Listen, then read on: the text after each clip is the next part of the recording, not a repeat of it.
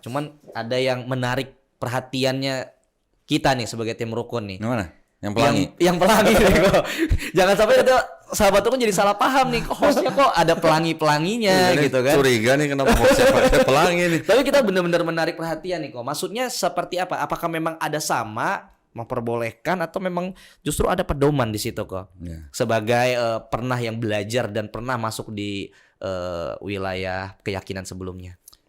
Bible yang pelangi itu sebenarnya Bible isinya King James Version. Ya, Oke. isinya King James Version yang ini nih kalau nggak salah nih. Mana? Ini. Ini yang ini. Oke. Sampai King James Version. Cuman di dalam Bible itu ada yang dirubah. Sebenarnya hanya satu ayat kalau nggak salah yang dirubah. Dirubah. Ya, kata-katanya itu dirubah sedikit. Satu kata aja yang dirubah. Tujuannya apa? Supaya menghilangkan perspektif negatif terhadap LGBT. Kita ambil ya. Ya. Nah, karena Bible ini berasal dari King James Version, tapi ternyata King James-nya sendiri itu juga LGBT. Oh gitu. Ya, King James-nya itu juga bisex. Maka oleh teman-teman komunitas dia disebut dengan sebutan julukan Queen, Bukan Queen James, King. bukan King James. Jadi Queen James. Makanya di sini sebutnya The Queen James Bible gitu. Isinya semua sama dengan King James Bible yang kita kenal, cuman ada perubahan sedikit gitu ya. Jadi istilahnya ini melegitimasi bahwasannya memang ada dan disetujui ya. Ya, di sini sebutnya apa nih judulnya? A Guy Bible. Gay Bible ya. Ini yang nulis nih, ini saya cuma bacain loh ya. Jadi ada mengenai memang masalah homoseksualitas di dalam Bible, siapa itu Queen James, A Fabulous Bible gitu ya. Oh. Mau bacain nggak enak juga nih sebentar. Nih ini aja nih. Kenapa apa yang what we change, apa yang kami rubah? Memang dijelaskan ya di situ ya. Dijelaskan. The Bible says nothing about homosexuality. However, there might be no other argument in contemporary faith as heated as what the Bible is interpreted to say about homosexuality. Ya, sebentar. Wow. Waktu itu udah saya tandain di mana ya kalimatnya. Ini ada beberapa ayat di dalam Perjanjian Lama yang dianggap Sebagai melegitimasi. bukan, justru menentang malah. Oh menentang justru. Sebentar. Jadi ada yang dirubah, ada yang tidak. Nah ini nih, ini ayat-ayat yang dirubah nih. Contoh nih, 1 Korintus 6 ayat 9. Ini ada lagi Roma 1 ayat 26, 27. Ini kalimat-kalimatnya ini dirubah. Tujuannya apa? Ini ada alasannya dia di sini nih. Bentar. Konteks. Oh ini. The Queen James Bible is based on the King James Bible edited to prevent homophobic misinterpretation. Ya. Jadi Queen James Bible ini berdasarkan King James Bible diedit untuk mencegah misinterpretasi homofobik. Tahu kan maksudnya kan? Ngerti. Nah, yang dirubah apa aja? Nah, ini beberapa ayat yang dirubah. Contohnya nih gini nih. Leviticus ya atau Imamat 18:22. Thou shall not lie with mankind as with womankind in the temple of Molech.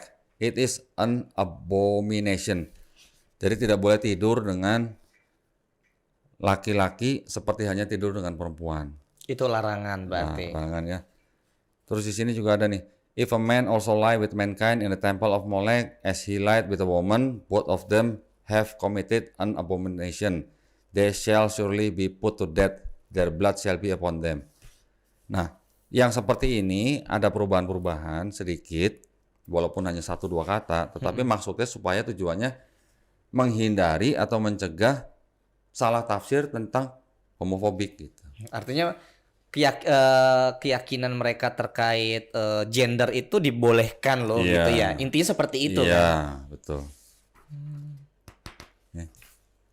Ini ada beberapa juga ayat. Nggak banyak yang dirubah, nggak banyak. Nih, tuh 2. Udah cuma segitu paling 1, 2, 3, 4. Sisanya sama semua berarti. Sisanya sama semua. Gitu. Ya.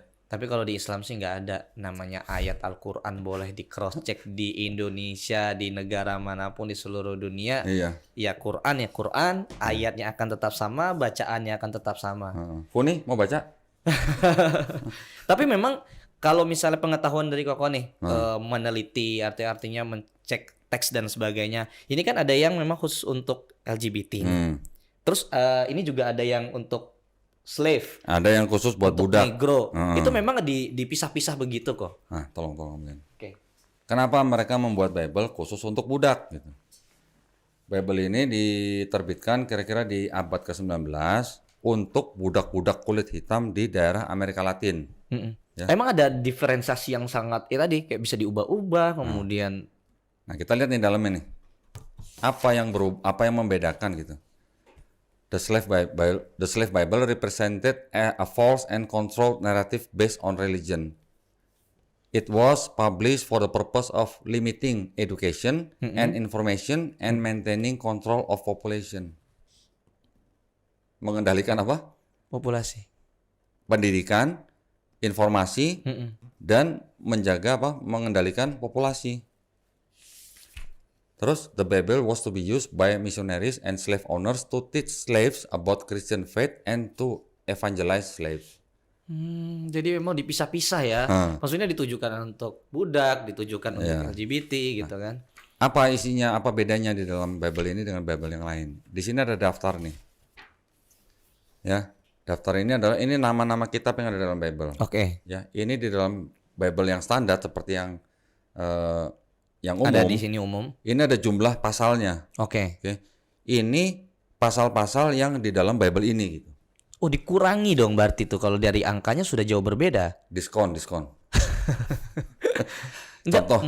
Contoh ke Genesis Kejadian, pasalnya aslinya 50 pasal, dikurangin jadi cuma 14 pasal. Sesuai dengan konteks lah berarti ya. Nah, ada yang Exodus, Keluaran, tadi yang aslinya 40 jadi 2. Leviticus, Imamat aslinya 27 jadi 0. Numbers, Bilangan 36 jadi 0. Ini diskon gede-gedean nih. Akhir tahun ya. Ya, jadi buy one get four gitu kali ya. Waduh, udah komen. Tapi banyak yang hilang semua tuh. Joshua hilang semua. Judges, Hakim-Hakim dari 21 0. Ruth dari 4 0. 1 Samuel dari 31 2. 1 Samuel dan 2 Samuel ini pasal-pasal yang paling banyak bicara kekerasan mengenai perang nih. itu Banyak kan yang hilang ya. Yang di bawah nih lihat nih. 1 Chronicle juga kurang lebih sama dengan Samuel lah ya. 0 0 0 0 semua tuh dari sekian pasal. Dan ini semua pasal-pasal yang di diskon. Yang tujuannya hanya untuk bisa mendoktrin atau mengajarkan hanya untuk budak gitu ya. Iya. Kalau ini sebenarnya nggak perlu yang hebat-hebat. Saya yang fakir ilmu aja bisa jawab sebenarnya kok. Kalau di Islam tidak membedakan itu kok. Iya. Kalau di Islam mana ada sih bedanya? Nggak ada. Bahkan agama apa yang pertama kali mengajarkan untuk membebaskan budak? Islam. Walaupun bertahap ya. Iya. Bahkan salah satu bentuk denda lah gitu ya, untuk istilahnya membayar denda, itu salah satu caranya adalah dengan apa? Memerdekakan budak. Iya, betul. Itu dalam Islam. Nah ini isi Bible-nya nih. Tapi ini sepertinya bentuknya bentuk scan gitu ya. Oke. Dari ketikan zaman dulu tuh. Dapat dari mana kok ada Bible seperti ini dan seperti ini? Ngelihat dari sejarah ini bisa mengumpulkan aja luar biasa nih kok nih. Apalagi yang lebih spesifik seperti ini nih. Ya kan kita memang serius belajar gitu.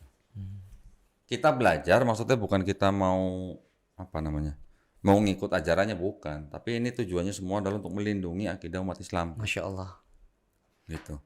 Dengan menunjukkan seperti ini, sebenarnya bisa kelihatan bahwa di dalam Bible itu bisa dijadikan buku untuk audiens tertentu gitu. Mau yang untuk muslim sendiri, yang ini. Untuk audiens muslim mau berpendidikan misalnya, yang ini atau yang ini gitu. Isinya bisa diubah sesuaikan gitu. Nggak cuma dikurangin pasalnya, tetapi isi ayatnya juga bisa diatur gitu. Terus istilah-istilahnya juga bisa diatur. Alhamdulillah di Quran nggak ada seperti kayak gitu. Nah kan tadi saya ceritakan misalnya kalau untuk audiens muslim yang berpendidikan pakai yang ini. Nanti untuk yang budak pakai yang ini. Untuk yang gay pakai yang ini. Kayak gitu-gitulah. Itu sebenarnya menjawab dari pertanyaan ini kok. Ya, Pak. Sebenarnya apa benar sih Kodondi itu menafsirkan Bible dengan logika sendiri? Emang Bible bisa ditafsirkan? Kalau bisa gimana? Ini sudah terjawab sebenarnya ya. Bible itu memang ada tafsirnya. Saya punya satu set Bible, ya.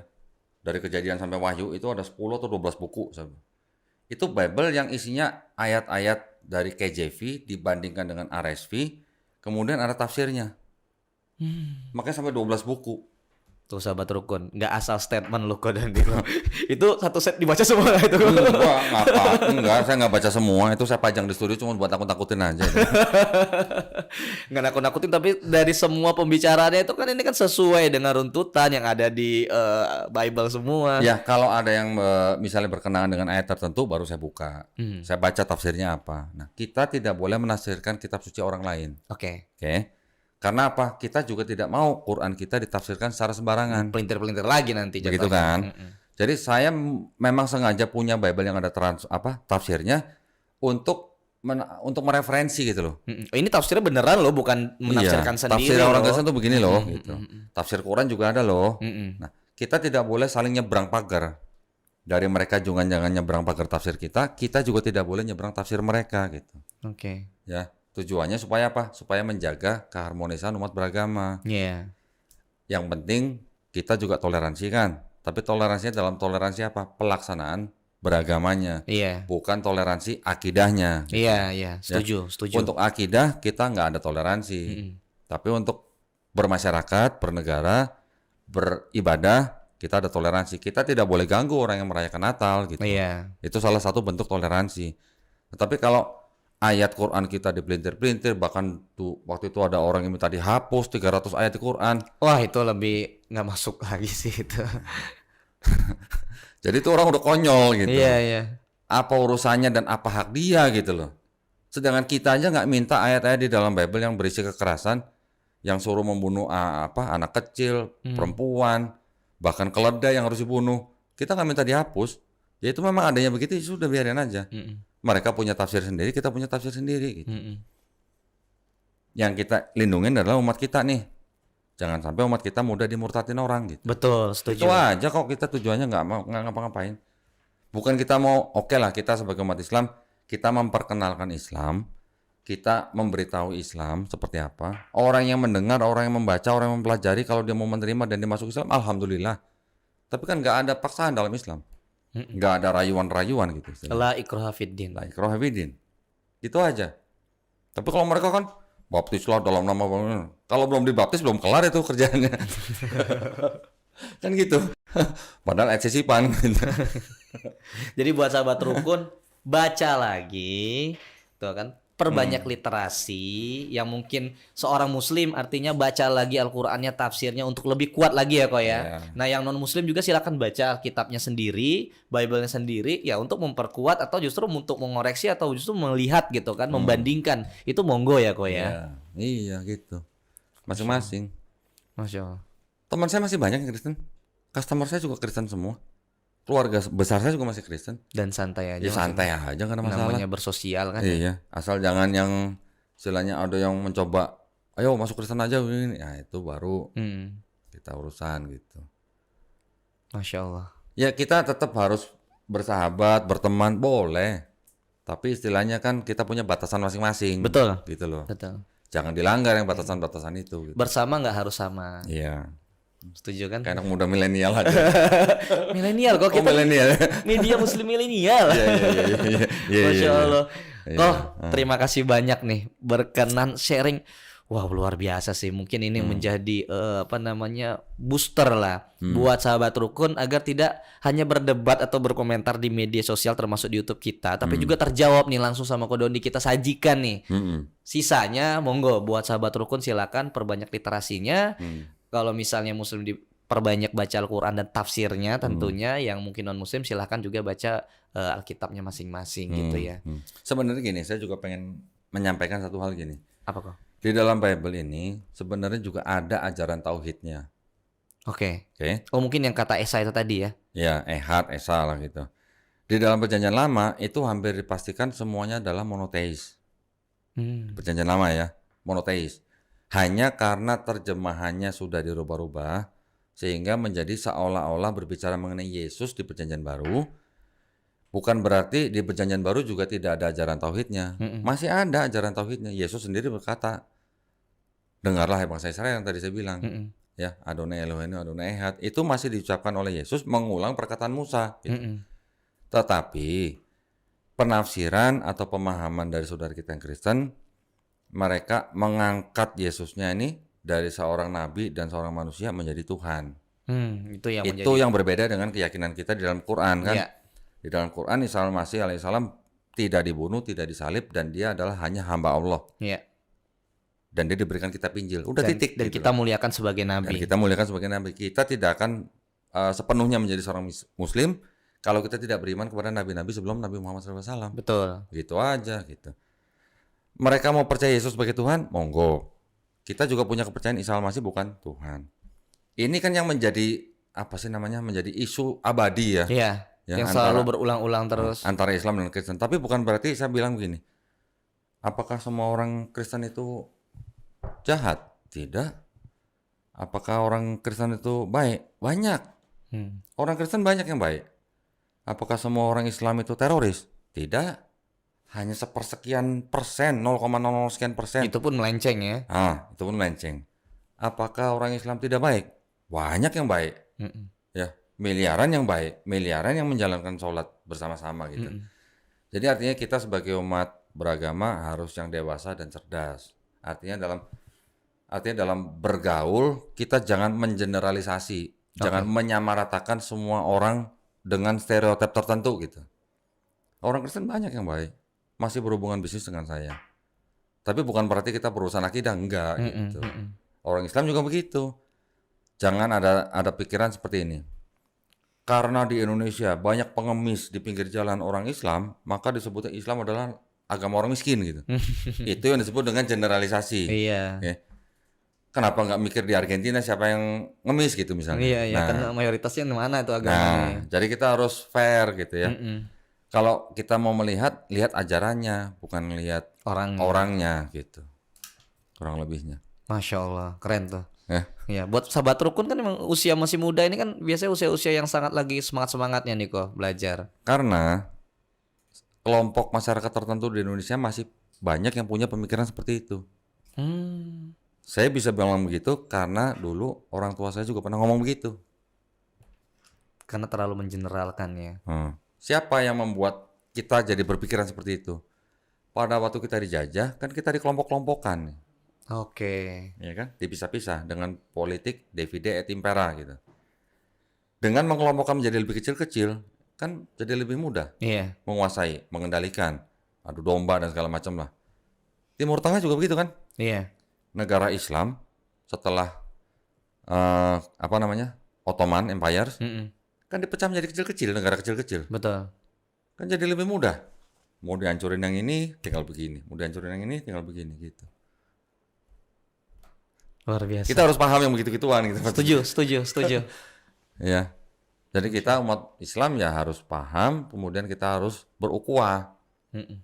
Kita ukhuwah kan nggak ngelihat lo organisasi apa, lo golongan apa. Namanya ukhuwah di Quran ada nggak? Islam Sunni, Islam Syiah, atau bahkan ada yang nanya, lo Islam apa? Islam NU apa Islam Muhammadiyah gitu. Nggak begitulah ya. Islam ya Islam gitu aja. Masya Allah. Tuh buat sahabat rukun. Itu sebenarnya definisi rukun Indonesia. Oh gitu. Sedikit lah ngiklanin ya. Tapi rukunnya rukun Islam doang atau rukun untuk semua nih? Rukun Islam. Oh Islam aja. Rukun Islam. Oh, belum semua. Karena kan memang semua channel Muslim. Oh, channel Muslim. Jadi makanya biar nggak salah paham nih Iya, komentarnya di mana sebenarnya. Terakhir kok. Ya. Ini gimana nih kok? Ini katanya mau promosi nih. Oh ini kaos. Tapi ini cerita agak panjang. Kenapa tulisannya begini? Oke. Ini kan tulisannya kan hari ini pagan gitu. Itu ada latar belakangnya sebenarnya. Itu sih kajian khusus lah ya. Oke. Tapi ini kaos dijual di channel Donditan. Ya ini buat sebagai merchandise aja lah. Kenapa ada tulisan pagan? Itu ceritanya agak panjang ke belakang. Betul. Ya. Oke. Orang banyak salah berpikir bahwa Islam juga pagan gitu kan. Itu di Ka'bah buktinya ada batu hitam misalnya gitu. Terus sebelumnya banyak patung-patung gitu kan. Ya, itu semua ada sejarahnya. kenapa di daerah situ orang-orang yang apa namanya zaman dulu dari ribuan tahun sebelum Masehi bahkan mereka menyembah Tuhan yang disebut dengan Tuhan yang triad, Apa itu? 3 tapi 1 gitu. Hmm. Ya, kita tahulah ada Namrus, ada Tamrus, ada Semiramis. Hmm. Ya, di Babilonia misalnya. Nanti di Sumeria juga ada dewa ini. Nah, Persia juga ada. India ada Trimurti. Ya, di Mesir ada juga Osiris, Horus, Ra dan segala macam. Di Eropa juga begitu, ada Madonna segala macam. Semuanya itu menyembah Tuhan yang triad, 3 tapi 1 gitu. Kristen juga begitu. Ada Bapa, Anak dan Putra, Bapa, Anak dan Roh Kudus. Ketiganya 1 gitu. Walaupun Bible itu bilang itu ayat tidak asli gitu ya. Tapi polanya semua sama gitu. Polanya adalah pola menyembah Tuhan yang triad gitu. Ya. Sekarang berarti kalau begitu, apakah Kristen kebetulan pagan gitu? Karena semuanya polanya sama pagan gitu. Ternyata kalau kita pelajarin lagi sejarah gitu ya. Kalau kita dengar misalnya filsuf Aristoteles, dia bilang apa? Sesuai dengan perkataan orang-orang Pitagoras, di alam semesta ini dibatasi dengan 3, awal, tengah, akhir. Gitu. Dengan menggunakan hukum tersebut, kami gunakan untuk menyembah dewa-dewa kami. Gitu. Oke, konsepnya dari situ justru. Nah, sebelum Masehi itu ada filsuf yang namanya Philo. Philo filsufnya pemahamannya sudah pemahaman pagan karena dia sudah menggunakan Helenisme filosofi dari Yunani kuno. Ya kan? Di bawahnya Philo nanti ada Plato. Makanya ada ajaran kita kenal dengan Platonisme. Platonisme ini yang ditengarai masuk ke dalam Bible atau Gospel. Oke. Nah, setelah Masehi nanti ada ajaran lagi New Platonisme. Semuanya itu bermuara kepada apa? Helenisme filosofi yang dari Yunani. Makanya saya bilang hari ini pagan. Pagannya maksudnya itu gitu. Tapi penjabarannya bikin pusing sama tuh. Nah, kalau di Arab Saudi di Mekah, di Ka'bah sebelum Patung Mekah, banyak patung-patung kan? Ada 360 patung lah. Itu dari mana? Itu juga salah satu efek dari Persia. Patung yang dibawa dari Persia sebagai souvenir, akhirnya menjadi ramai di situ banyak patung karena mereka menganut konsep ada Tuhan Sang Pencipta, ada perantara gitu. Nah, perantara-perantara ini yang disembah gitu loh. Yesus juga disebut perantara.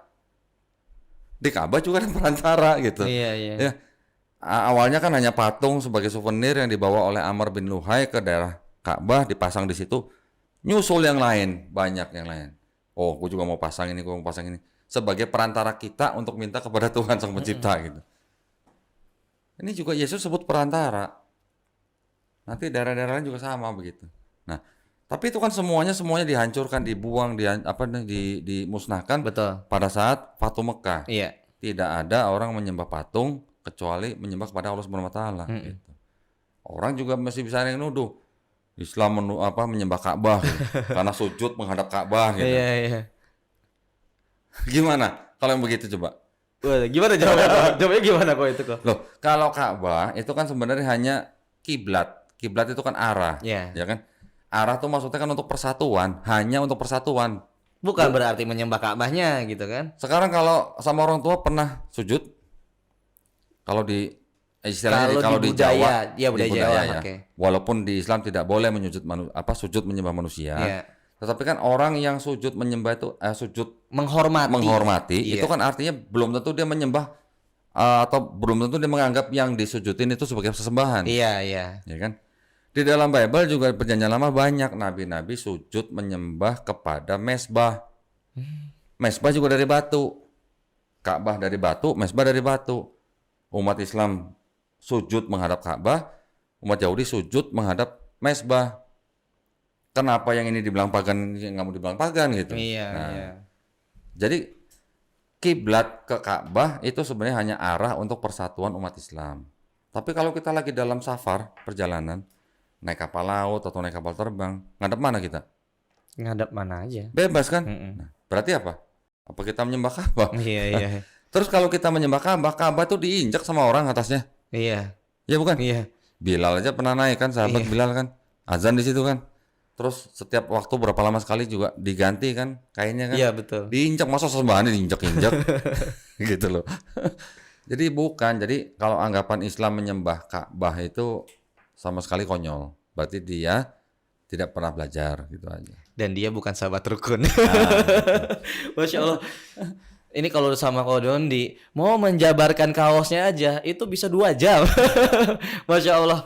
Oke kok. Ya. Bagi yang mau merchandise-nya boleh nanti langsung bisa samperin ke channelnya Kodondi gitu kan. Di situ ada kontak yang mungkin bisa dihubungi dan nanti kita bisa bantu kalau misalnya dari sahabat rukun yang mau beli lewat rukun juga nanti kita bisa bantu untuk mau dipajang di situ nggak boleh. iklan dong berarti ya. Nah, makasih banyak ya Ko, Sama-sama.